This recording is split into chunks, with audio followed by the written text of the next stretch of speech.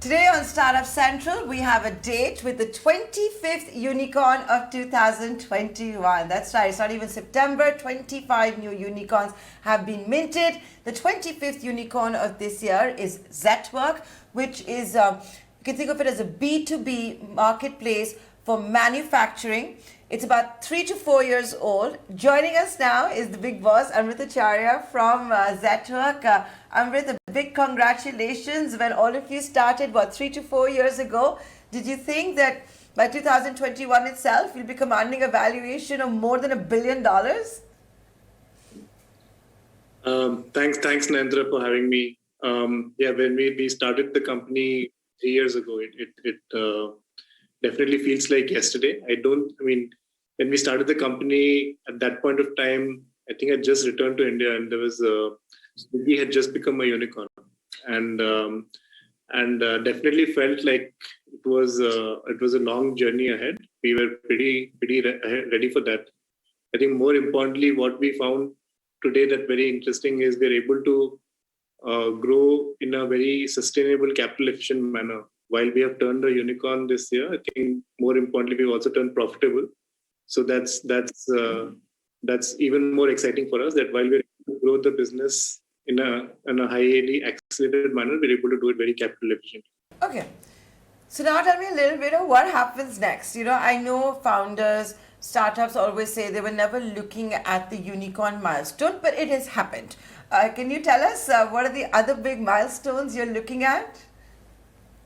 Yeah, I think number one milestone for us was we turning profitable. We turned EBITDA positive this year, which indicates the growth that we're having is highly sustainable, and ultimately we started the company with an intention to build a institution that outlives us in a way, and being profitable is a very important milestone there. I think the second one is today almost 20% of our revenue comes from international market, primarily US. We started the company with the goal of really starting with India, but really making for the world. And these are all milestones that indicate that we are somewhere there in that process. Obviously, we have a long way to go. We have just started. We're 3 years old, and all of these things will magnify in a big way in the next 5-10 years. Yes, you're a very rare unicorn because you're also a profitable unicorn. You're talking about building for India and the world from India. Sequoia Capital is, of course, part of your cap table. And I know that's the big theme when it comes to startups, that build for India and build for the world. But the question I also want to ask you is, Amrit, that yes, you're 3 years old, but the B2B marketplace, you're seeing many more new players come out, right? And I'm sure you made the same observation.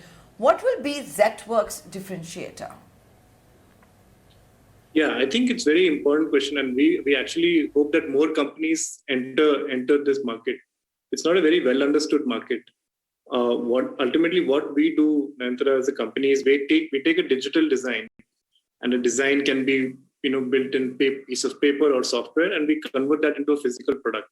Like, we serve very, very niche use cases. Some of our customers, one of our customers in the US is a nail clipper company. It's a product we all use, but we don't ever think about how this product was ever made. We have customers who serve aerospace requirements, make aircraft engine components for these large companies like Boeing and Airbus. It's a very, very diverse and differentiated set of use cases. Ultimately, we will play in that market where these products, the key problem to solve is how do you get these products made faster, better, cheaper, and how can India be the next big manufacturing destination for companies looking to move out of China and have a China plus one kind of strategy. Zetwerk can be that vehicle through which you can access the Indian market.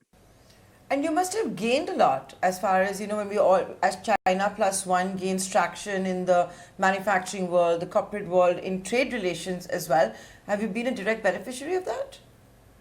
Yeah, today we have 100 customers, which are primarily from international countries. US is the biggest market for us, with almost 80% of that coming from the US. But we have customers in US, Australia, Europe. All of these companies are buying from India for the first time. We mentioned this nail clipper company, aerospace company, medical devices, electric vehicles. These are companies which have never transacted with India before. In a way, this is directly adding to the GDP of the country. Today, this is almost 20% of our revenue, and it's only going to grow. Okay, I take that point. Something else I wanted to ask you, Amrit, was that you're saying it's only going to grow. You've got new clients who are now buying for the first time from India. You have seen your own valuation double, right, in the last 12 odd months. Have you also doubled in size, or is that just for the valuation perspective and given the gush of liquidity? No, we our last round was in February, Nayantara. So between our last round and now, we have doubled in size, and on a year-on-year basis, we have grown 3x in size. So the company is actually growing in a big way. And as we look at this year moving forward, last year we did around 950 crores of revenue. This year we're looking to do at least 4x of that. So even though the company is the largest it has ever been, we're also growing the fastest we have ever grown. And the big reason for this is the shift to digital manufacturing. Some of it was driven by the pandemic, but is here to stay now. And actually nobody else is really offering the customers we work with any alternative solution. So we see a long runway ahead.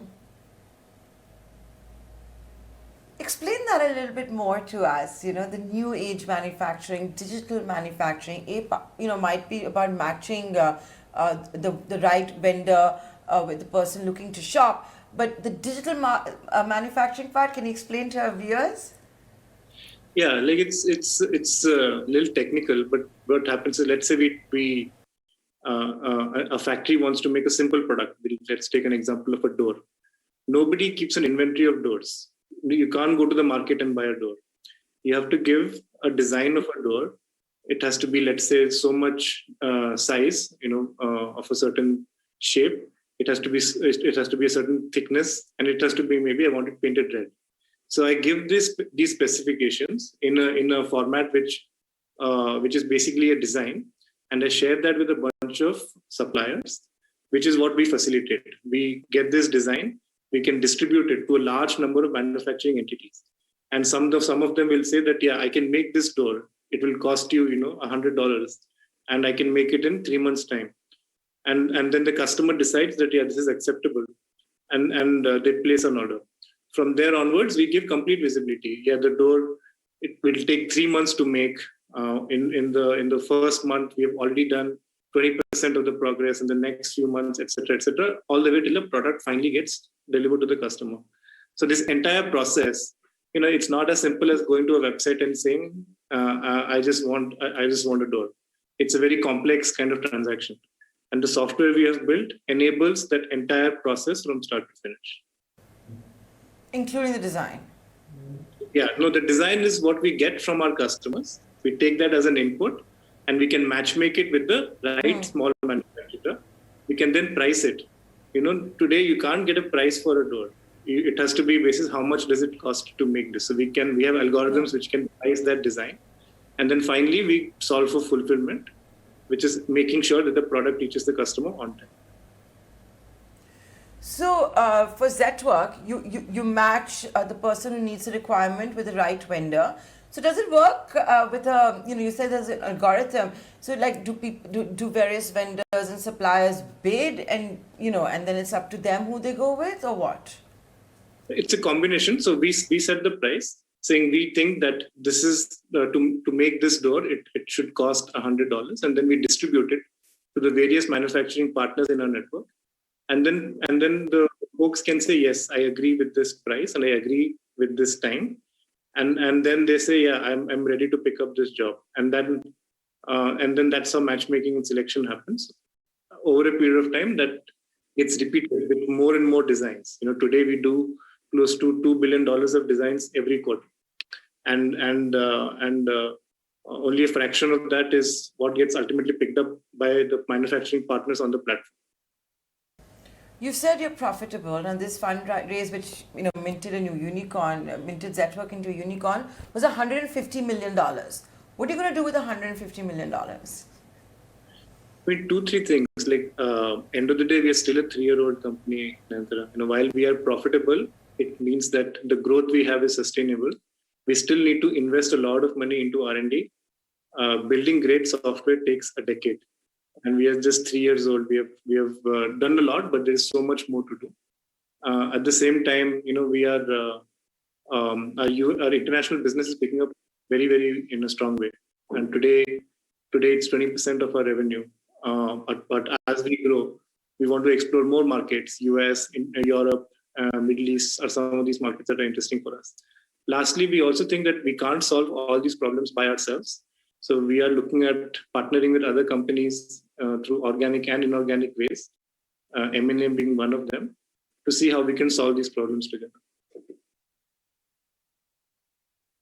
I always ask this from the newly minted unicorns. For someone sitting outside, everything looks so hunky-dory, so easy. Everything is like touching into gold.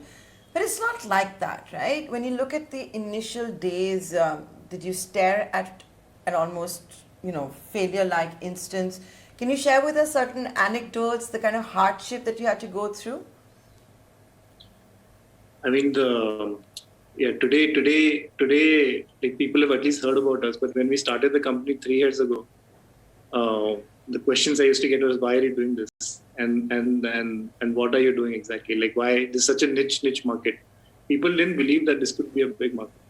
I think it just comes down to your individual conviction, and hopefully you find people along the way who share that. But I remember at least in our seed round, we spoke to almost 30, 40 folks, and it was really, really hard to raise that initial round of capital. It was $1 million, which today feels, in the context of a $150 million round, feels small. But that was the toughest round for us to raise. Since then, we have had multiple proof points that this business model can work. We have been fortunate to have multiple very supportive partners throughout the journey. But the first round of capital was extremely painful.